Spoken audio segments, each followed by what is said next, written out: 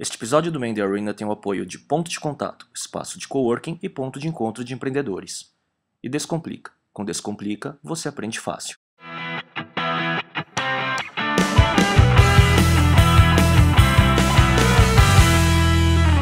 Olá pessoal, esse é o Mandy Arena, um videocast sobre empreendedorismo e cultura digital. Eu sou o Léo Cuba. Eu sou o Miguel Cavalcante, esse é o episódio número 22. A gente tem o nosso convidado especial, Michel Lente, que é mais um carioca ajudando São Paulo a crescer. Exatamente, isso aí.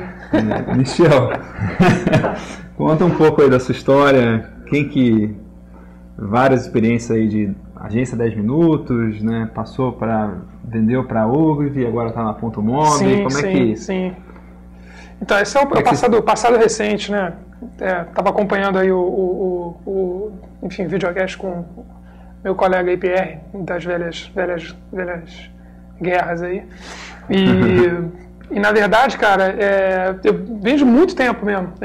Dá para dizer que eu sou um dos primeiros brasileiros a trabalhar com a internet. Eu comecei trabalhando, tava meio em design gráfico, aquela coisa, então assim, cara completamente perdido aos 18 anos, como todo mundo de 18 anos normalmente queria fazer cinema, queria ser músico profissional, enfim, dava aula de informática pros amigos dos meus pais, assim, que estavam comprando seus primeiros computadores, enfim, totalmente perdido. Aí acabei fazendo design, né, fazer design gráfico lá na PUC do Rio. Meu pai falou para fazer economia, eu não entendi, era só um jovem rebelde, devia ter seguido o conselho dele, só fui entender o conselho anos mais tarde, eu queria fazer cinema. E, enfim, acabei fazendo design gráfico. E fui levando meio a faculdade, mais ou menos, até que no meio da faculdade eu descobri que tinha uma área nova de conhecimento que era chamada multimídia. Que para você ser bom em multimídia você tinha que gostar de música, fotografia, cinema, enfim, todas as coisas que eu gostava e fazia por conta própria. Que legal. E aí eu me dei conta que todas aquelas aulinhas que eu tinha feito, aulas de guitarra, as aulas de fotografia, enfim, o meu interesse por informática, que era uma coisa completamente dispersa, somava nessa área de conhecimento. Você achou uma coisa que juntava tudo. E aí fiquei louco com esse assunto e quando estava terminando o curso da PUC, eu fiquei sabendo de um mestrado em Nova York, na NYU, que era um programa de telecomunicações interativas, né, o ITP. E falei, cara, eu preciso fazer esse curso. E aí era um mestrado. Eu estava terminando a faculdade, 22 para 25. Não, 23, 22 para 23. E aí falei, bom, eu preciso fazer esse negócio. E aí era na NYU, precisava ser aprovado, precisava de uma bolsa de estudos, porque eu não tinha dinheiro para pagar. Meu inglês que eu tinha estudado, mas era mais ou menos, falei, bom, ferrou, né? Vou ter zero de chance. Não sei no que eu não vou passar, né? Sempre tinha. As minhas notas da escola eram sempre horrorosas, eu levava a faculdade mais ou menos. E aí, cara, baixou um santo, eu fiquei completamente obcecado pela ideia de fazer o curso. E deu tudo certo, eu consegui a bolsa, fui aprovado, passei, entrei, fui para os Estados Unidos. E aí eu acho que foi a o começo da minha carreira, eu acho que realmente eu já estava até trabalhando aquele negócio que muda assim, né? Depois. Foi uma mudança de página, foi realmente foi um antes e depois. E tanto pela experiência de morar em Nova York, quanto fazer o curso, que era um curso realmente de ponta, até hoje é um curso de ponta. E quando eu cheguei em Nova York, eu já usava e-mail, me lembro que no processo de... Isso era 90? Isso era um pouquinho depois, isso era 94, 93 para 94. Então, no processo de fazer a inscrição, né, o application para o curso, eu comecei a usar o e-mail. As pessoas não usavam e-mail. Aí eu me lembro de falar com outras pessoas assim, não, vamos usar o correio eletrônico. Mas o que é isso? Não, você manda uma mensagem, o cara recebe instantaneamente. Mas quanto custa? Não custa nada, de graça. E aí um processo que literalmente demorava semanas, você mandar uma carta, o cara levava uma semana para chegar, depois eu comecei a resolver em dias. Também acho que isso ajudou muito. Eu descobri o nome do cara responsável por admissions na NYU, que obviamente usava e-mail. E o cara recebia pouquíssos e-mails naquela época. Eu me lembro de nessa época eu mandei um e-mail para o Bill Gates, em 93 ou 94, e ele me respondeu, comentando alguma coisa, não lembro o que era. Hoje em dia você diria, não, imagina, o Bill Gates não te mandou o e-mail. Mas na época eu devia receber tão pouco e-mail que muito provavelmente foi ele mesmo. Enfim, e aí fui conseguir fazer o curso. E quando eu cheguei na faculdade, lá na universidade, no mestrado, começou a aparecer nos computadores do departamento um íconezinho do Mosaic, né? Que era um browser. E aí eu entrei naquele negócio, até então eu acessava e-mail via terminal Unix, né? Assim, entrava no... Era Pipe, era uma coisa assim, tipo, e-mail... Uma BBS. Era tipo, basicamente BBS ligado direto na internet, porque, enfim, conexão direta.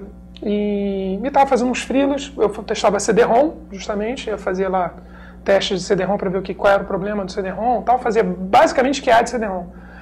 E aí passei um dia na faculdade, assim, na universidade, tinha um cartaz, procura esse programador HTML e paga $30 a hora. Eu falei, pô, dobro do que eu tô ganhando, mas o que é HTML? Vou ter que aprender antes de arrumar esse emprego, né? Muito boa. Aí desci na Barnes & Noble, que tinha na esquina da universidade, comprei o livro Aprenda HTML uma semana, edição 1.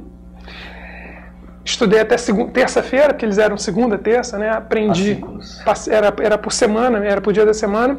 Fiz uma página que não tinha link, era só uma página, botei ela num disquete, porque eu não sabia fazer FTP, e fui bater na porta da Agency.com, que era uma empresa que hoje tem mais de 7 mil funcionários, uma das maiores agências do mundo. Já foi, não sei como é que ela está ranqueada, e na época eram 8 pessoas. Aí falei, cara, você programa HTML? Programa, quer dar uma olhada? Ele falou, não, você pode começar agora? Eu falei, posso, senta aí. E aí eu comecei a trabalhar com web. Enfim, aí voltei... Aí começou a minha vida com a internet, programando HTML. Voltei... Na época, o que era o programa HTML? Fazer uma página com alguns links? Na época, coisa bem... era fazer páginas com HTML, fazer páginas com links, era na verdade, transformar em HTML os desenhos, enfim, recortar. Eu ilustrava também, porque eu fazia as interfaces. Mas era basicamente isso, era texto. Não tinha GIF animado apareceu um pouquinho depois. Assim. Que era nosso animal, né? Primeira vez que você vê um GIF animado e fala, meu, que animal isso aqui. Os caras fizeram um negócio de revolução, né? Incrível, tinha imagem. Eu fiz site do Biquíni Cavadão, primeiro, enfim, site de música do Brasil. Depois eu fiz o site do Jornal do Brasil, foi o primeiro site de um primeiro jornal brasileiro a entrar na internet. E, cara, na boa, assim, eu conheci uma pessoa na época que trabalhava com web no Brasil, e eu estava fora. E aí eu me lembro até que teve o primeiro concurso de site da revista Internet World Magazine. Que chamava... Aqui no Brasil? Internet World Magazine, do site, né? O IWBest, que virou depois o IBEST. Que é o do Marcos, né? Que era o Marcos Vetraz, que era dono da Media Lab na época. E aí fiz me liga o Ridenboim, que era sócio depois foi sócio da Media Lab, falou... Você tem uma página pessoal, né? Tenho. Eu posso botar ela entre as 10 melhores do Brasil? Não tinha, né? Aí eu falei, mas você já entrou na minha página? Não tem nada na minha página. Ele falou, já. Eu falei que eu não tenho 10 páginas para botar. 10 corporativas e 10 pessoais. Enfim. Ai, que ótimo. Então, era muito... Estava entre as 10 melhores porque tinha 9. Só tinha 10, né? Tipo, só tinha genial, 10. Ele não conseguia achar 10 páginas. Então eu voltei para o Brasil em 96. Falei... Quer saber, cara, vou voltar pro Brasil que a internet vai arrebentar. 96, falei, não, vou ficar rico, vai arrebentar a internet. Levou uns 8 anos ou 9 para arrebentar. Podia ter ficado mais uns 4 nos Estados Unidos, tinha uma oferta de trabalho lá para ter quando eu terminei o curso, estava trabalhando numa agência já. Mas enfim, voltei, fui para a Media Lab, vim para o Brasil para a Media Lab por causa da revista. Da revista Media Lab, era o que foi a agência Clique depois, né? Assim, era a grande produtora de internet brasileira. Enfim, aí fiz primeiro site do Itaú, primeiro site da Shell, fiz vários primeiros sites. O primeiro site do Itaú tinha acesso primeiro à site conta do Itaú, não, imagina. Não, era tipo, o Itaú assim, um dia registraram legal, o endereço do Itaú e puseram o logo do Itaú. Esse foi o 0. Já saiu no Estadão isso aí, já. Não. O pessoal não sabia que era internet tipo ainda. Second Life. Assim, não, era uma coisa, ninguém sabia nem o que era isso, não adiantava você falar. Aí, quando eu fiz o site, foi o primeiro site com links, assim, nossas agências, era Basic em Sombras, era um site institucional. Fiz isso para o Itaú, fiz para a Shell, enfim, vários primeiros sites. E quando deu mais ou menos 6 ou 7 meses de Media Lab, a gente tinha uma questão societária, não societária, enfim, a gente não se afinou nessa questão. Eu falei, cara, eu vou abrir a minha agência, porque a minha produtora... Né, não tinha muito nome para isso, e resolvi fazer a 10 minutos em 97. Eu consegui, por acaso, um acesso a fotos do Ronaldinho, né, Ronaldo Fenômeno, e a gente bateu lá na porta dos procuradores do Ronaldo, eu e meu sócio, o Galho, na época, também um amigo de 25 anos, e a gente fez um layout, pegou as fotos, fez um layout, botou o layout embaixo do braço, e bateu na porta dos caras, começou a explicar o que era a internet, os caras não tinham a menor ideia do que era. Aí, 96. 97. Não tinha um computador, então a gente explicou a internet, a web, o universo. Ok, entendi. Quanto custa? A gente não sabia, não tinha pensado em preço. Aí falamos, olhamos para o outro e falou, 5 mil reais. Quanto tempo levar para ficar pronto? 1 mês. Tá bom, tá fechado. Aí ligaram para tesouraria e falou, dá um cheque para os meninos aí que eles vão pegar, 5 mil reais. E saímos com um cheque para fazer, fazer o site do Ronaldo. Enfim. Rolou aquela sensação, pô, podia ter pedido 10, assim, não? Uma sensação, tipo, agora tem que fazer esse negócio, né? A gente sabe fazer, enfim, fizemos e gerou mídia espontânea, deu Jornal Nacional, 47 segundos de Jornal Nacional na época. Caramba, por 5 pila. Tem um vídeo que roda por aí, depois eu posso passar o link do Fernando Vanucci, no Jornal Nacional, explicando o que era internet para as pessoas. A internet é a maior rede de computadores do mundo. E o Ronaldo já está lá. De computadores. Estava explicando, a internet é uma rede. Para poder falar do site do Ronaldo, tinha que explicar o que era a internet. Muito boa, cara. Enfim, então a gente meio que apostou nesse binômio aí, personalidade para chamar atenção, e mundo corporativo começou a fazer bastante coisa. E aí, aquela história, empreendedor, a gente deu muito certo do ponto de vista de exposição de mídia, etc. Veio muita coisa, mas a gente não sabia administrar, enfim. E aí, deu 1 ano e meio, 2 anos, a coisa meio que desandou. A gente aí está falando de finalzinho de 98 para 99, começou a aquecer, né, a bolha lá nos Estados Unidos. No Brasil começou a ter um pouquinho também de mercado. E aí, foi uma época que eu troquei de trabalho algumas vezes. Primeiro eu tive que aterrissar 10 minutos, a primeira aterrissagem era 10 minutos, porque você vai lá, você monta o teu negócio, aí você diz, bom, beleza, né? Eu já começando dica para os nossos amigos empreendedores. Você monta o teu negócio assim, legal, vou fazer um negócio, amarradão, vai dar certo. Se não der certo, você tem 12 funcionários, era pouca gente, mas 12 ou 15 funcionários, você tem clientes, projetos vendidos e já recebidos, projetos que você precisa entregar e precisa receber. Como você para esse negócio? Não, agora cansei, vamos embora. Manda todo mundo embora com que dinheiro? Se você ainda não tem, né? Se você não conseguiu fazer o teu capital de giro, nem ter a tua reserva. Então lá na época a gente conseguiu, eu falei com uma empresa na época que era a Bounty, que era uma empresa americana, queria montar uma divisão de internet no Brasil. Conversei com os caras, negociei e falei, olha, vocês não querem montar a divisão de internet aqui? Queremos, então vamos lá, incorpora 10 minutos os funcionários, pá.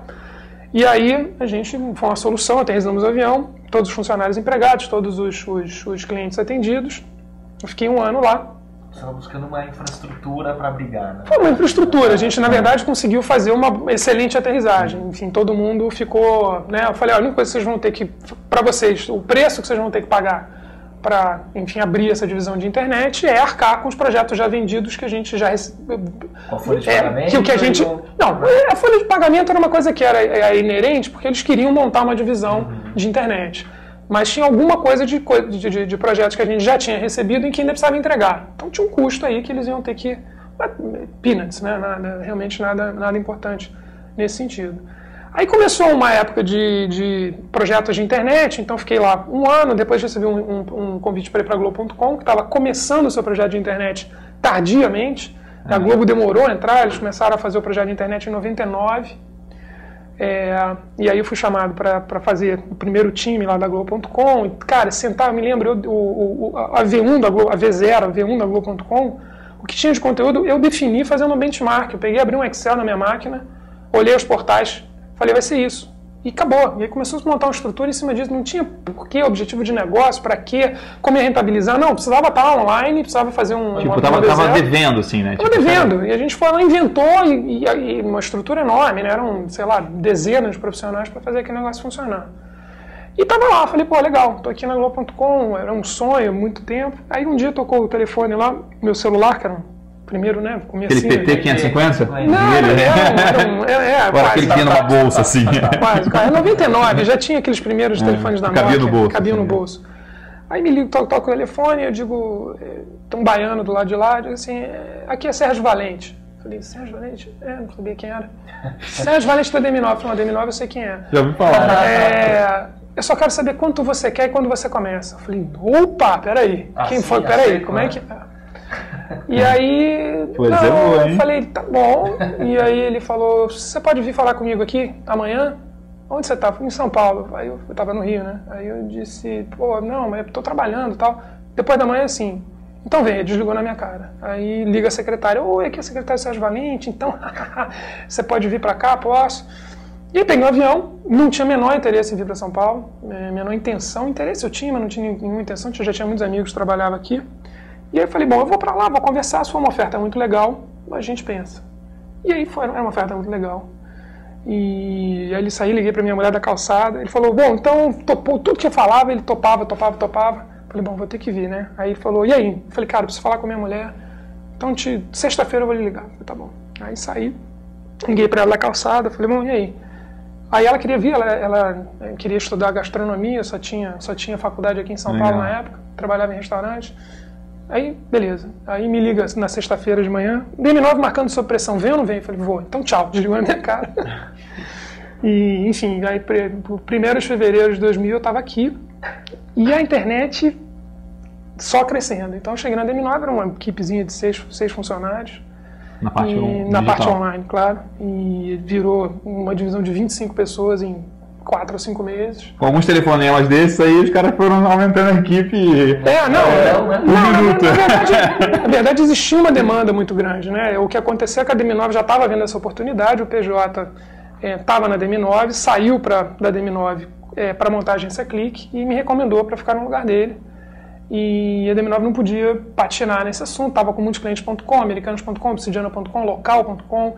Então, assim, estava no boom das .com brasileiras e a gente precisava entregar banner, precisava fazer estratégia, precisava fazer mídia para esses caras e então não dava para brincar. Então, realmente teve que se montar uma equipe muito grande. E aí isso foi finalzinho em 2000, no final de 2001 a bolha já estava estourada e a equipe que eram 4 ou 5 e passou para 25, voltou a ser 5 ou 6 pessoas. E não fazia mais sentido eu estar dentro da estrutura. Então, enfim, conversamos e falei, bom, vou embora, vou sair.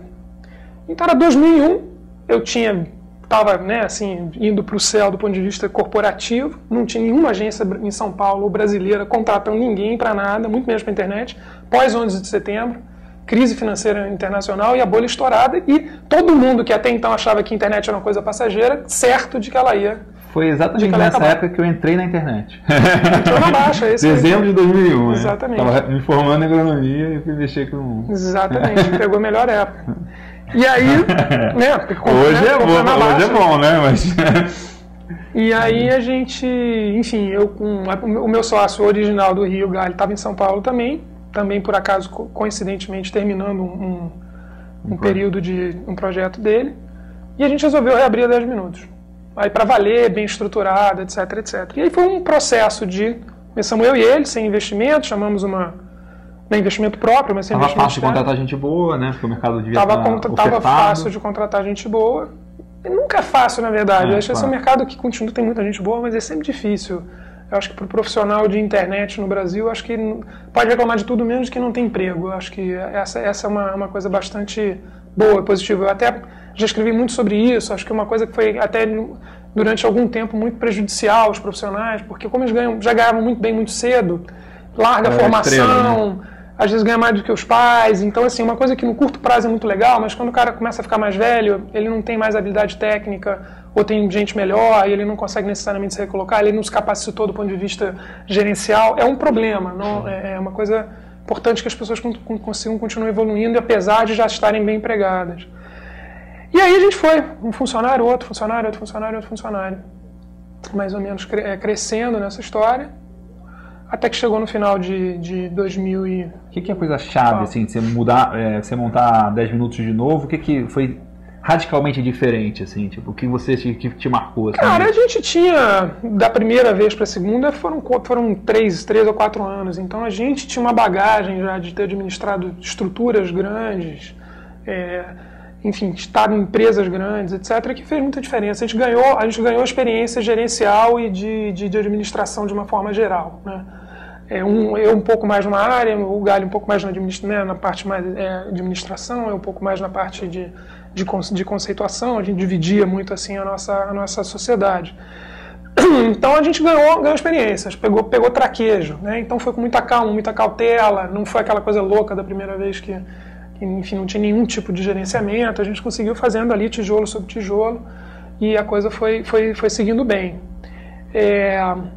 Então, mas muito duro ao mesmo tempo, né? Sem investimento, então a gente sempre queria um pouco mais e na verdade não conseguia, né? Você tem que ir na velocidade do negócio. Quando você fala de produtora de internet, agência de internet, o business de agência de internet é um business de produção. Então, na verdade, o que você faz para conseguir melhorar aquilo você tem que ter um trabalho de gestão e de otimização de método, de processo muito exemplar, porque senão você fica apertado em margem. É uma fabriquinha com horas, né? Uma fábrica com horas, desenvolvimento de software, com inovação, você não consegue, na verdade, repetir muita fórmula, então não é uma coisa que você pega um software e modifica. Cada vez que você vai começar do zero, é artesanal, né? Eu tenho uns amigos que falam muito isso, é muito artesanal. Então, difícil. Então, o que a gente foi lá no meio da história começou a buscar fontes de receita cuja margem fosse melhor. Então, caímos um pouco para a mídia, e realmente com a mídia, que é mais ou menos não, é da onde vem a principal fonte de receita ainda das agências de publicidade no Brasil, a coisa foi ficando, dando um pouco mais de fôlego, né? E aí a gente começou a cair na coisa clássica, que na medida que você começa a crescer nos clientes, aí começa a entrar na parte de mídia e você faz propaganda, você começa a concorrer com grandes grupos. Então, até acompanhando lá a entrevista do Pierre, para a gente também começou a entrar numa situação, a gente entrou numa sinuca de bico, que a gente não podia crescer mais, porque começava a dividir clientes com grandes agências, e essas grandes agências, no limite, ganhavam no tapetão, porque tinham 95% da verba. Então, assim, simplesmente para fazer um online, eu contrato as pessoas do online. Então, a gente começava a enfrentar uma concorrência grande. E aí entendemos em algum momento que a gente precisava também se associar a algum grupo de comunicação. Começamos esse trabalho de buscar esse tipo de associação. Falamos com muita gente, muitos grupos. E aí tem uma coisa de tamanho, de faturamento. Então a gente tinha um faturamento que era um faturamento bom, enfim, para o tamanho que a gente tinha, mas a gente nunca cresceu muito. Era uma empresa de 20, 30 funcionários, chegou a 35, acho, no máximo. E a coisa na verdade, não parava muito de pé quando se falava um grande grupo. Porque o processo para você fazer... É muito pequeno para um cara gigante, assim, né? O processo de compra de uma empresa pequena, média ou grande, ele é exatamente o mesmo, né? Você vai ter um pouquinho mais de trabalho do diligence para uma empresa maior ou menor. Então, para o cara comprar 70 milhões de faturamento ou 4, é a mesma coisa. E a gente ainda estava falando disso numa época que não havia tanta urgência assim de comprar empresas digitais, que hoje em dia, nesse último ano, a gente viu alguns casos de empresas digitais no mercado brasileiro que foi uma loucura, assim, todo mundo sendo comprado, praticamente sobrou ninguém. Então, assim, aí tem um pouco questão de societária, um pouco de desgaste entre os sócios, etc. A gente fez uma mudança societária, o Galho se retirou, entrou um outro sócio de fora. Veio o Stanley Belan aqui no Brasil, a gente, enfim, fez uma 10 minutos aí 3.0, fez a 10 minutos SA no final de 2008, e um pouco logo na sequência, um ano e meio, apareceu a Ogilvy, mais uma conversa que eu achei que ia ser infrutífera, e eles trouxeram um modelo interessante. Não era exatamente uma compra, não foi uma compra no modelo clássico de compra, earnout, etc., mas foi a gente fez uma sociedade entre sociedades, botou de pé um modelo, aonde a 10 minutos deixava de funcionar como marca, e a gente passava a operar dentro da bandeira Ogilvy Interactive. Então considero isso como segunda aterrissagem da 10 minutos. Um avião maior, mais pesada, né? Enfim. Uma história mais bacana até para contar, né? Uma história mais bacana, grande, né? E efetivamente aí teve uma questão evidentemente de necessidade de investimento, né? Não foi uma coisa simplesmente que a gente vem para cá que a gente senta e resolve. Não, aí tinha contas, enfim, coisas para se pagar, né? Sócios para tirar da operação, a coisa realmente, efetivamente, teve uma história assim. E aí, né? Segunda passagem por agências, enfim, voltei um pouco por esse mundo. E ficou quanto tempo? Eu fiquei 2 anos na Ogilvy, até um pouquinho menos de 2 anos. A gente entrou em março de 2008, é isso? E aí, fevereiro de 2010, janeiro de 2010, 2011, eu saí. E, enfim, o Stanley saiu antes, enfim. E aí última, mais recente agora com a Ponto Mob, né? Agora, só antes dessa história nova, sim. No Global, como que para você foi, a pergunta que eu fiz até para o Pierre no programa anterior, passar de empreendedor para estar dentro de uma estrutura grande com Olha, é angustiante. É angustiante, eu continuo angustiado, apesar de voltar, né? Depois eu conto um pouquinho disso. Outra vez eu estou empreendendo, mas eu tenho muitos sócios agora. Você, principalmente em estruturas com poucos sócios, você faz tudo. E você não que você faça tudo bem, às vezes você faz tudo mal. E eu até prefiro, na verdade, um modelo onde eu tenho muitos sócios e cada sócio faz muito bem alguma coisa. Porque às vezes tem coisa que você não faz bem, e o outro teu sócio também não faz bem, e falta, né? É difícil encontrar esse equilíbrio. Mas uma das coisas mais angustiantes é efetivamente você estar numa estrutura onde você deixa de fazer e passa a administrar. Então, a Ogilvy era uma coisa de sair de uma estrutura de 30 funcionários, assumir uma operação de 110 funcionários, só de digital. Então, basicamente, eu cuidava de administrar pepino o dia inteiro, né? E era muito, muito, muito burocrático, era uma coisa de vamos. Quando eu saí de uma estrutura muito personalizada, personificada, onde eu ia nas reuniões e a minha presença nas reuniões frente ao cliente era uma coisa muito quase indispensável, né? E muito bem se você não ia, tipo, o cara falou, seu cliente classe B aqui... Não é nem isso, não, mas assim, você tem uma estrutura, como a 10 Minutos, enfim, como qualquer agência, onde você é sócio, você é um dos donos. O cliente que procura, ele está procurando a empresa, mas ele está procurando você. Então, sentar na mesa é uma coisa muito boa, porque você sente que numa reunião produtiva você pode fazer diferença. Quando você vai para uma estrutura muito grande, você está um fulano numa multinacional, o outro é um fulano numa multinacional, o cliente, normalmente, o acordo para aquela conta existir, talvez não tenha nem saído do Brasil, tenha saído de um alimento internacional. Então são pessoas, executivos de duas estruturas conversando. Você não vê o valor que você gera assim, de forma palpável. Assim, faz muita diferença. Então estar eu, estar fulano, estar Beltrano, meio que dá no mesmo. E isso para mim é muito impactante, uma coisa de, putz, você não está fazendo... Tanto que, né, aí fica brincando, né, fica brincando de síndrome de Nizam, né, que seja, o Nizam chega numa reunião e qualquer publicitário, ou qualquer empreendedor, ou qualquer sócio que está à frente de um negócio, onde o teu cliente está comprando o teu trabalho porque ele confia em você, né, que é uma coisa muito... Esse negócio... síndrome de Nizam, é isso? A gente brinca que o Nizam diz, vai pintar tudo de laranja, ninguém pinta de laranja, porque o Nizam falou. Alguém fez pesquisa? Não, Nizam disse, está dito. E não, evidentemente não é simplesmente porque ele falou, ele vem muito da experiência. Mas o negócio de publicidade ou qualquer negócio baseado em pessoas, gente, o que Steve Jobs fala é lei. E não é porque ele fez, não, ele falou, ele acha que é daquela maneira, e as pessoas que acreditam seguem.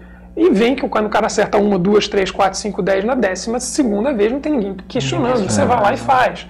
Então você tem uma coisa no sentido de que você vai aprendendo e não tem muito o que fazer pesquisa. E quando você sai de uma coisa, de uma estrutura sem dono ou despersonalizada ou despersonificada, fica muito em cima de sistemas e métricas, e que é legal por um lado, enfim, talvez mais científico, por outro lado falta intuição que é muito valorizada, tem muito valor nesse nosso mercado. Então eu senti muito isso, era uma coisa de muito, não adianta eu falar porque as pessoas não tanto faz ir para reunião. E eu acabava não indo em reuniões, porque eu digo, não, eu prefiro ficar aqui e vou organizar isso que está precisando mais da minha atenção do que sentar numa reunião com A ou com B, onde não necessariamente a minha contribuição vai ser muito, muito recebida. E aí, quando você volta para uma estrutura onde você está à frente da operação, do sócio, etc., isso volta a acontecer. E agora tem uma coisa engraçada, quando a gente fala de mercado mobile, que eles dizem assim, o que eu estou fazendo no mercado mobile? Né? A primeira coisa, eu sou um cara com 16 anos de web e 4 meses de mobile. E aí, um dia eu fui numa reunião com um cliente, ele falou, não, porque eu não entendo nada de mobile. Eu falei, eu também não, eu entrei tem 4 meses. Ele falou, mas se você não entende, o que vocês estão fazendo aqui? Né? Eu falei, não é assim, não, não, entendo. Assim. A sensação lá de trás, quando você estava com o Mosaic lá, assim, nos primeiros primórdios da web, é um pouco de mobile hoje também, né? Com alguma diferença, com umas diferenças muito fundamentais. A diferença é que você já viu o filme. Primeira vez você não sabe como o filme se desenrola. Eu não sei como ele vai acabar, mas o miolo dele eu conheço. O que a gente fala, que a gente chama de mobile hoje em dia, mudou. Assim, eu conheço, né, o dos sócios, enfim, o Léo Xavier, que é um dos fundadores da Ponto Mobile, já conheço há alguns anos, a gente tentou ser sócio antes, a gente já falava há muito tempo. E lá atrás, mobile, 2 anos atrás, 3 anos atrás, quando eles montaram a Ponto Mobile, mobile e era web... Igual o site do Ronaldinho, né? Tipo, eles fizeram o site do Ronaldinho deles, porque realmente foi uma coisa que foi muito lá do começo. E o que eles faziam, o que eu fazia era completamente diferente. Eu fazia web e eles faziam mobile. E de 1 ano e meio para cá, quando você tem a entrada do tablet, o tablet o que? É mobile ou é web? Né? E agora você tem Smart TV, você tem uma série de outras telas que não são mais a tela só do celular, que saem do ambiente só de web e que, na verdade, você pensa para elas. Né? Então, de repente, primeiro, tem uma área... Agora, multitela. É multitela. Né? A gente, inclusive, o posicionamento da Mob, eu entrei, foi uma das coisas que eu provoquei junto com os meninos lá, foi a gente mudar o posicionamento. Não é mais uma empresa de mobile powerhouse como era, agora é uma empresa, o slogan, inclusive, é Any Screen, Anywhere. Né? Porque, efetivamente, a gente está trabalhando para todas as telas. Então, quando a gente está falando de SMS numa integração com operadoras, eu não tenho a menor ideia do que a gente está falando. Quando a gente está falando de iPad... eu tenho tanto tempo de iPad quanto eles, ou seja, é muito novo para todo mundo. Quando você fala de Smart TV, alguém talvez esteja 2 meses na frente. Com a diferença que é muito parecido. Então, o mercado de aplicativos agora, o que bomba é aplicativo. E o que bombava 7 anos atrás era hot site. E o destino do aplicativo no sentido, poxa, a gente está enfrentando... O app para iPhone é o hot site de 7 anos atrás? Para algumas marcas, para alguns clientes, é exatamente a mesma coisa. E aí, a gente entra numa concorrência... Eu achava que o app era o Second Life, assim, tipo, era um negócio que você faz que ninguém vai usar, não, mas que aí aparece na televisão, no jornal, fala, depende do app. Aplicativo, não sei das quantas. Tipo, pode ser, tipo, mas o hot site era isso. Ninguém usava o hot site. O hot site era 0.001 de taxa de clique. Então você jogava um dinheiro enorme, para olhar e fazer, quanto você está gastando aqui? Não, estou gastando X mil de campanha, mas 30% de hot site. Ninguém vai no hot site. Para que fazer isso? A gente tinha que vender, né? Não, tinha que vender. Em que momentos a gente achava que não tinha Facebook. Então, assim, aquele 0.01 de taxa de clique era relevante. E era o que tinha, né? E era o que tinha. O aplicativo, sim, pode ser que ninguém use, pode ser que alguém use. Depende do aplicativo que você está fazendo. Você pode fazer uma coisa inútil, pode fazer uma coisa interessante. Então, na verdade, é uma dinâmica que vai mudando muito. Mas a dinâmica de mercado é muito parecida. Então, a gente começa a se enfrentar a concorrentes de pequenos desenvolvedores que fazem aplicativo. Lá atrás a gente enfrentava concorrentes de pequenas agências que faziam hot site. A dinâmica é muito parecida.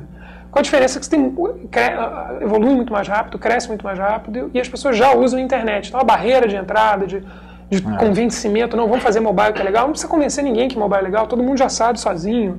Então você não tem que evangelizar. Né? Você não tem que pregar. Não tem que pregar. Vamos lá, que eu falei de internet e expliquei o que era internet para as pessoas. E efetivamente acabou. Então agora a gente está numa função muito mais de orientar e dizer isso é correto, isso não é correto, a abordagem deveria ser essa, do que efetivamente orientando, do que convencendo. E o grande interessante que eu vejo assim da Ponto Mob, olhando de fora o negócio, é o quanto de musculatura vocês estão criando agora, olhando para esse curto, médio prazo que está se realizando, né? Com as aquisições, empresas complementares, né? E talvez, assim, talvez, eu não sei o número, mas uma rentabilidade ainda que estão apostando para daqui a pouco. Né? Depende. A gente tem, aí são muitas linhas de negócio e nessas linhas de negócio a rentabilidade vai mais ou menos se equilibrando. Evidentemente, quando você está falando de aplicativo, é a produção de website, a produção de website é quase artesanal. Então é produtor, é hora homem. Quando você fala para botar uma campanha de SMS no ar, já é outra história. A campanha de SMS, aí você já tem um ganho sobre SMS enviado. É a rede também. Você tem rede, a gente tem a rede Mob, que está na parte de mídia. Então, tem várias frentes, na verdade, de negócios que são diferentes, que a gente tem produtos próprios, que no limite vão equilibrando essa rentabilidade. Mas, sem dúvida nenhuma, principalmente quando você está falando de aquisição, aí, evidentemente, você tem um baque em rentabilidade. Né? No momento que você faz aquisição, compra participação, compra novas empresas, isso tem um take aí, digamos, no número. Mas aí entra um pouco da estratégia, da visão de longo prazo, da estrutura societária que foi montada. Então, evidentemente, enfim, até a estrutura com a RBS, né, que é sócia majoritária hoje, mas apesar de ser sócia majoritária, entendeu que a gestão deveria ficar na mão dos sócios e dos fundadores da Ponto Mob. porque justamente são as pessoas que entendem do negócio. Então tem uma coisa de musculatura, de fôlego, do ponto de vista de uma empresa que tem um faturamento absolutamente divino, porque vem até de outro mercado, né? Mas entende que precisa apostar nessa área. Então você consegue se equilibrar. Permite. Inove. A gente meio que consegue ter um pouco do melhor dos dois mundos. Tem o fôlego financeiro por um lado, ao mesmo tempo não é um investidor de curto prazo que está simplesmente buscando retorno. É uma pessoa, é um grupo que aposta justamente, né, no desdobramento estratégico desses caminhos. Né? E a visão é tipo ser o número 1 em tudo de mobile. Assim. A questão que o mobile as fronteiras estão se dissolvendo. Então, mas a gente quando fala quando a gente fala de mobile, sim, a gente quer poder oferecer soluções de mobilidade. A gente fala muito em audiências em movimento. Então o nosso foco está muito. Vocês podem desenvolver um portal de uma empresa? Não. Não faz portal? Não como foco. Mas se o portal, se o site estiver dentro de uma estratégia de comunicação de multitelas... O portal do Foursquare, por exemplo, sim. Eu não vou dizer, não posso ser in screen web, but web. Né? Agora, é muito, muito delicado o negócio porque o conceito de comunicação mudou. A gente não faz propaganda, a gente não faz publicidade. A gente trabalha produtos e serviços... como serviço, como entretenimento... Ela trabalha produtos e tecnologia a serviço do marketing. Então a gente pode até ajudar clientes do ponto de vista de marketing, mas nunca através de uma campanha. Não é uma agência, né? E é um modelo de negócio novo. Não, vocês são uma agência? Não, a gente não é uma agência. Você precisa desenvolver um serviço que é inerente ao teu negócio, que vai ajudar você e o teu cliente, a gente pode ajudar. E isso a gente acha que vai ajudar do ponto de vista de marca. Eu acho que uma empresa vai ser uma empresa melhor. Mas isso tem um pouco de pregação, né? Quando você começa, tipo, o cara fala, ele gasta 100 em publicidade, né? Tem. E aí você fala, não gasta 100, gasta um tanto desses 100, você gasta aqui em criar uma plataforma, criar um serviço, criar um negócio que, tipo, o cara tipo, ele nunca gastou naquilo, né? Essa é uma mudança de mentalidade. E eu particularmente, na reta final da publicidade, comecei a entender que a publicidade, ela não... Comecei a ficar um pouco desiludido, porque eu falei, peraí, se você tem rede social, as pessoas se falam via redes sociais, e você tem um produto, você quer comunicar, se o teu produto não é bom e você comunica, as pessoas rapidamente dizem que o produto é ruim. Né? Não adianta, não, esse copo é lindo, não, esse copo não é lindo, eu peguei ele é estranho, não, esse copo é até legal, mas eu vou lá no Twitter e vou falar, o copo é uma porcaria. Não adianta se dizer, gastar milhões de reais dizendo que o copo é bom, as pessoas vão pegar o copo e vão dizer ele é ruim. Se você tem um copo bom, você não precisa gastar milhões de reais para dizer que ele é bom, você diz assim, fiz um copo maravilhoso, você fala com os teus amigos, o cara compra esse copo, pega o copo. Daqui a 2 minutos está todo mundo comprando o copo, você só precisa avisar que ele existe. Então a propaganda faz o quê? Se ela não ajuda produtos ruins, e ela não ajuda produtos bons? E ela não é necessária necessariamente para produtos bons, ela acaba virando, e você tem uma necessidade no lado de cliente de desenvolver bons produtos, a rigor a propaganda deveria vir a serviço de melhorar os produtos. Porque se ela vai e consegue melhorar o produto do cliente, automaticamente a propaganda se faz sozinha. Minha opinião, né? Enfim, pessoal, claro, tem muita gente que pensa mais ou menos da mesma forma. Então, poder fazer produto e serviço, para mim, é uma coisa muito legal. Porque, de certa forma, eu digo, bom, aqui eu consigo fazer a diferença. Na medida que você reinventa, né, os produtos e os serviços, você está ajudando as marcas, de uma determinada forma. Entrando no negócio, né? Você tem que Exato, mas tem que entrar no negócio. Não ficar na superfície. Né? Exatamente. E, Michel, quais tendências que a gente vê, por exemplo, nesse último South of Software, né, falando muito de social, local, mobile, né, então, solo, né? Então, e você vê isso como tendência imediata aqui também? Como é que tá? Sim. Acho que não tem menor dúvida de que essa combinação é uma combinação muito forte. Eu sou meio reticente em falar de tendência, assim, isso até me atrapalha um pouco, porque eu poderia ter ganho muito dinheiro com o Second Life, por exemplo. Quando apareceu o Second Life, eu fui o primeiro a subir no Viu Isso e meter pau no Second Life, tomei pedrada, as pessoas disseram que eu estava ultrapassado, que eu era de 94 e que eu não sabia nada, que o mundo ia ser todo navegação 3D. Deu, sei lá, 3 meses, 4 meses e acabou. Mas eu podia ter ganhado uma grana, batido um monte de carteira, enfim, ganhado grana. Batido um monte de carteira. Sei lá, a empresa abrindo, não sem criticar, mas enfim. podia ter feito uma grana com isso. Às vezes eu meio me antecipo, digo, não, vai dar errado. Do mesmo jeito, né? Eu vim para o Brasil em 96 falando que a internet vai arrebentar, levou 10 anos. Arrebentou. Cedo, né? Então, podia ter... Então, eu sou meio reticente em falar de tendências. Eu acho que a gente está caminhando para uma época de melhores produtos e serviços. Então, iniciativas de aceleradoras de startup, eu acho que a gente está numa época onde tem dinheiro, tem inteligência, tem ferramenta e tem competência para criar bons produtos e serviços. Então, se eu fosse apostar em tendência, eu diria que é isso.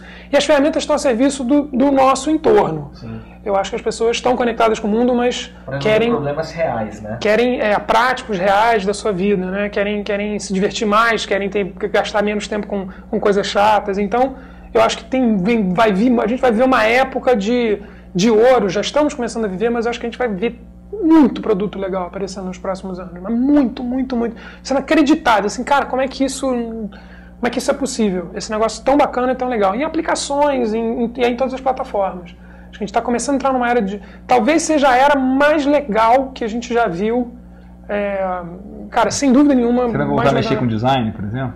Será? Não, enfim, design especificamente, acho que não. Eu fiquei dos anos todos de propaganda, me coloquei muito como criativo e tal, e o pessoal às vezes pergunta, qual a sua ferramenta que você usa para criar? Eu digo, PowerPoint. Você faz layout no PowerPoint? Não, mas a minha criação não tem layout, até tem, o PowerPoint tem que ficar bonitinho, mas basicamente eu acho que o legal hoje em dia é poder criar negócio. Eu acho que a gente está vivendo uma época que tem um ambiente propício para criar negócios. E a gente nunca teve uma época tão favorável para criar negócio, mesmo. Porque você não tinha massa crítica, você não tinha usuário, você não tinha tecnologia, você não tinha ferramenta. Era mais caro, era mais difícil fazer. Então, assim, na boa, você pode montar um business com WordPress. Eu montei um business com WordPress, todo feito em cima, foi uma ideia, sentei, levantei, e pronto, faz um business com WordPress. Não precisa, a ferramenta já está disponível. Né? Mais do que você precisa. Mais do que você precisa, você nem consegue usar tudo que tem disponível. Né? Não se gasta tanto para levantar um negócio para criar. Exatamente. Michel, aprendizado que você queria compartilhar assim dessa estrada longa aí? Olha, acho que paciência e perseverança, isso é muito importante. Acho que uma coisa que é importante para as pessoas entenderem, aí não tome isso como responsabilidade, mas não existe segurança. Então assim, não, eu não vou fazer não vou entrar de sócio num negócio porque eu tenho medo do negócio quebrar. E você está empregado e não tem medo de perder o emprego. O cara se engana, né? Não tem muita segurança. Então não quer dizer que não tem segurança, então vou aloprar, vou ser um porra louco, vou fazer qualquer coisa, né? Então dane-se, vou fazer qualquer coisa. Mas essa sensação de segurança é uma sensação um pouquinho falsa. Por outro lado, ser dono do nariz, na medida que você consegue respirar, né, e conviver com essa angústia inicial, é a melhor coisa que tem. A sensação de não ser dono do nariz, de uma vez que você é dono do seu nariz, é muito ruim, muito angustiante. Quanto mais o tempo passa, mais angustiado você fica. Então é uma coisa legal, acho assim, realmente conseguir ir lá e... Você já provou desse... Né? Voltou. Você vê que a coisa realmente ela é muito bacana, você não quer abrir mão disso não. Uma das coisas que, assim, até meio que parece que é uma coisa, um hobby, não sei, você tem um site que é o Apps for Kids, Tenho. O que é? Tipo, é um negócio que é um hobby, é um novo negócio, ou é um negócio tipo, você faz uma seleção já dos apps dos seus filhos e aí já resolveu postar que tipo, o trabalho já estava feito, só precisa publicar? Cara, é um pouco de tudo, né? Brincando, assim, uma ideia na cabeça e um WordPress na mão, você resolve isso em... O Apps for Kids, assim, eu peguei lá e comprei o iPhone a primeira vez, comecei a baixar aplicativos para criança e eu disse, não tem um lugar que fale sobre aplicativos para criança. Na App Store tem várias categorias, não tem uma categoria criança. Onde é que você acha aplicativos para criança legal? Aí eu falei, não tem. Aí como eu baixava e botava pro meu filho brincar, eu falei, eu podia escrever sobre isso. Aí fui lá, peguei o WordPress, montei, pensei no nome, falei Apps for Kids, montei. E não chamava iPhone for Kids, porque no começo não tinha o iPad, depois não tinha Android, aí depois fui mudando, ficou Apps for Kids. E aí eu pensei, falei, e eu já tenho brincadeira de fazer coisa colaborativa, já tive Fotolog do Rio, então eu estou muito acostumado a fazer coisas onde eu abro espaço e convido as pessoas para participar. Então eu botei logo, se você é um developer de aplicativos e quer ter um aplicativo e gostaria de ver ele listado aqui, com a resenha aqui, me manda. Resolvi fazer em inglês. Falei, bom, o mercado é novo, vou fazer em inglês porque eu faço para o mundo.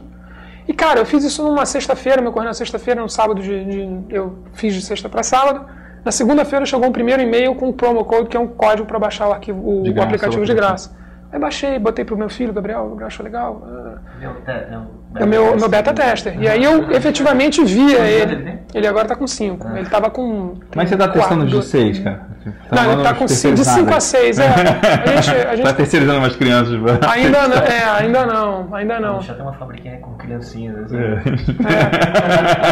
Agora, interessantíssimo, porque olha como é que é a dinâmica. Então começou a ter uma audiência parecida com o seu site, né? Ouviu isso? Tem mais, muito mais. Já bateu, viu isso. Maluco, quero ter um site há um tempão. Tem 18 mil visitantes únicos, está entre os 3 primeiros sites quando você procura Apps for Kids no Google Mundial, ele aparece listado. Crescimento estapafúrdio.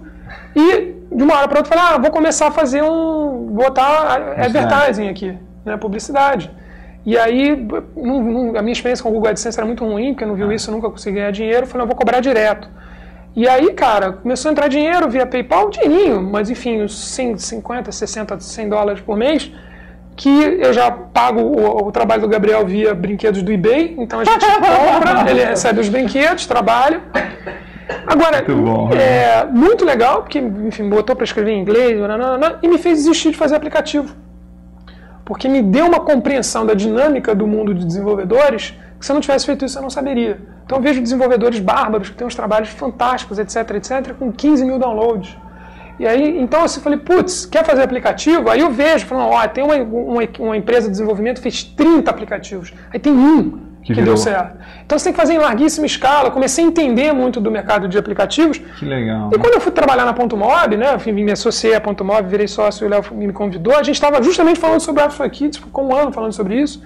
E eu entrei com uma cancha de entender de mercado de aplicativo de mobile, que eu jamais teria se eu não tivesse entrado por curiosidade para fazer isso. E eu fiz muito. E essa é outra coisa que eu digo para as pessoas assim, tubo de ensaio, faz sitezinho.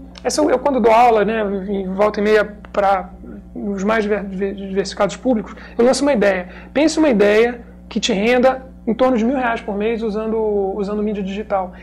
Cara, sempre que você lança esse desafio, as pessoas conversam 30 minutos e voltam com no mínimo 1 ou 2 ideias que daria, se eles levassem adiante, daria para fazer. Então tem uma outra coisa que é fundamental. O aprendizado, né? Tipo, o cara... Pode fazer uns hacks. Tem um cara que deve ter um monte de cara que fala assim, não, eu vou entender de aplicativo, cara, eu vou entender, eu vou ficar bom ainda. E você já fez o seu Apps for Kids o tempo bom, tá fazendo, já tá entendendo pra cacete, e o cara ainda tá falando, vou fazer. Tem um cara falando que vai fazer e tem um cara fazendo. Essas coisinhas, vou fazer o blog da roupa, do não sei o que, vou fazer... Cara, essas coisas são muito legais, porque te dá dinâmica, você aprende a usar... fazer SEO, você aprende a usar o WordPress, você aprende a usar o Google AdSense, você usa todas as ferramentas, você interage com o público, você entende a dinâmica do business digital. Olha os analistas. A hora que você vai fazer um negócio grande, foi o teu tubo de ensaio. Você não está brincando com uma coisa com muita gente, você já brincou muito. Né? Então a principal coisa, cara, tira do papel. Tira do papel. Você senta, todo mundo tem uma ideia do cacete. E eu falo isso pra mim também, porque eu também tenho, eu aproveito, sei lá, 0,5% do que eu penso, entendeu? Mas tem que tirar do papel, tem que ir lá e tem que fazer. E dá pra fazer muito rápido, né? E as melhores ideias são aquelas mais simples, você consegue colocar na rua mais rápido, com menos trabalho. Essas são as que tem que apostar. Não, vou juntar 5 caras e não sei o que, a gente vai ficar 1 ano trabalhando, esquece. Business plan, investidor. Business plan, investidor, esquece. Faz um negócio simples, faz ele crescer, que a hora que quando você for ver, já tá bombando. Ou não, né? Mas pelo menos você foi rápido. Você é um cara que escreve muito, né? O que você lê? Cara, o Twitter virou minha bíblia, meu radar, digamos assim. Estou sempre ali. Aí nas coisas, Business Insider, enfim, The Next Web. Eu acho algumas coisas um pouquinho mais malucas, assim, sem estar muito... O que ninguém conhece que você gosta?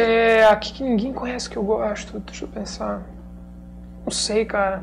Eu não sei. Acho que o Next Web é uma coisa que cada vez eu leio mais. Começou pra mim, apareceu muito no site. Vem aparecendo muito no site pra mim. Sempre eu tô lendo. E aí meio que vai viciando, né? Porque você vai lendo, você vai marcando que é legal, que você gostou. E realmente tem muita coisa boa. O que está me interessando que talvez ninguém esteja lendo não está na área de tecnologia, está na área de comportamento. Então eu gosto muito de ler sobre as novas gerações. Então eu li Don Tapscott com Growing Up Digital, Grown Up Digital, o Clay Shirky com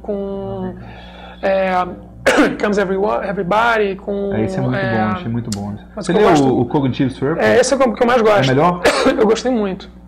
O Cognitive Surplus, para mim... 6 páginas para eu começar. O Cognitive Surplus, para mim, é uma revelação, porque eu faço muito palestra ainda, etc. E quando eu vou falar com as pessoas, eu gosto de falar de comportamento e não de tecnologia. Tecnologia você vê, mas o comportamento é o que efetivamente determina como a tecnologia vai ser usada. Então, entender o que as pessoas estão fazendo ou vão fazer... Entender de gente é muito mais importante que entender de tecnologia, né? Muito mais importante. Independente da ferramenta, né? Muito mais importante. Então, assim, o Cognitive Surplus, por exemplo, é uma coisa que, se você entende o movimento que está acontecendo das pessoas deixarem de ser passivas e passarem a produzir, na velocidade e na quantidade de horas que é colocado em produção todos os anos, você entende, por exemplo, que, bicho, esse mercado ele vai ficar... Essa janela de oportunidade de fazer aplicativos e fazer Angry Birds, cara, vai ficar muito concorrida nos próximos anos. Porque vai ter muita gente fazendo aplicativo. Aplicativo daqui a pouco vai ser um negócio, você vai fazer um aplicativo exatamente como você monta um blog no WordPress. Tão simples quanto. Vai fazer aplicativos extraordinários sem nenhum conhecimento técnico. Então, assim, é tudo sobre entender de pessoas e de comportamento e de gente. Então, eu diria que, assim, como é que se fala? O mestrado, o doutorado, a especialização que as pessoas têm que fazer não é em tecnologia, mas é em antropologia, em sociologia, em cultura e em outras áreas. Né? Legal, eu gostei dessa. Muito bom. Acho que essa como lição de empreendedorismo, né? Não é framework de empreendedorismo, né? Coisa de gente, né? O princípio de tudo. Né? Exatamente, exatamente. Bom, e a gente está chegando, né? Final do episódio. Obrigado. Bacana, obrigado a vocês. Valeu. Muito legal. Foi muito bom. E obrigado pro pessoal que está acompanhando. A gente está de volta no próximo episódio do Mendes Arena. Até mais. Obrigado. Tchau. Tchau.